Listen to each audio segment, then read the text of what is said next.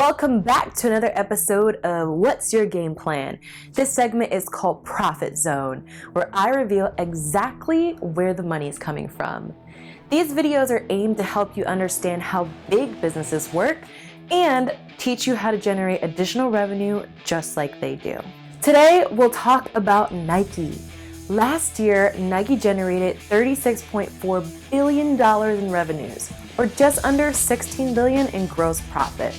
So most of us know that Nike makes money by selling footwear, apparel, and equipment. But how else are they generating more revenue? Let's take a look.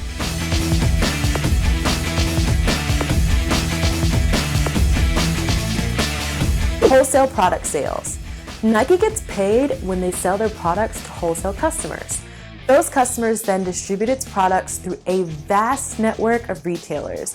They sell shoes, they sell clothes, they sell sports equipment, only to 6 main segments. Consumer product sales.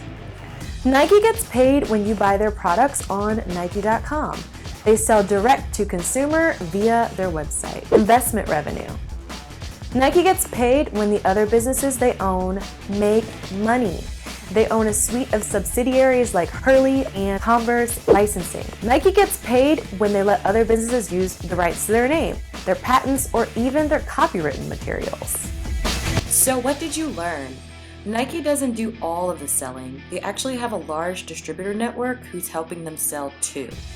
Nike also isn't just waiting on the wholesale department to bring in the cash. They're selling to consumers via their website as well. And Nike owns companies and intellectual property that actually pays them. And you can too.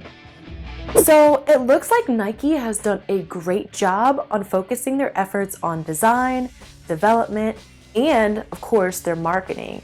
And the numbers really show. Do you think you can do what Nike does? Comment below. I want to hear your responses. And if you need our help with building a profit game plan, just like this, visit www.helpmebrand.com and hit contact us.